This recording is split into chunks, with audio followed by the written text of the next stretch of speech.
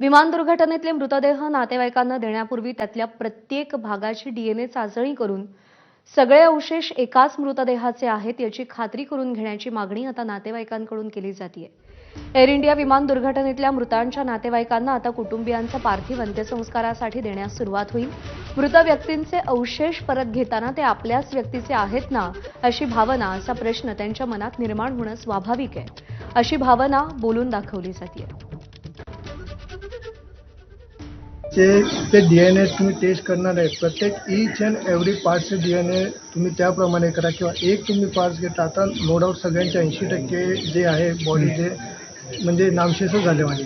मग आता पूर्ण बॉडी तर मिळत नाही, फक्त जे तुम्ही पार्ट्स करताय त्यातला एक पार्ट्स तुम्ही हे करून दुसरा पार्ट्स नका करू, तसं करू नका। ईच अँड एव्हरी पार्ट्स केला की काय आपल्या हिंदू संस्कृतीप्रमाणे त्याच्या आपण आता ते लोक पण काय जी प्रोसिजर करणार आहे ते काय एवढी ह्याच्यावानी नाही करणार। आम्ही जे करू आणि ते करू त्याच्यामध्ये खूप फरक आहे। आमच्या भावना आहेत त्याच्यामध्ये, आमच्या फॅमिलीचे सगळे इमोशन्स आहेत।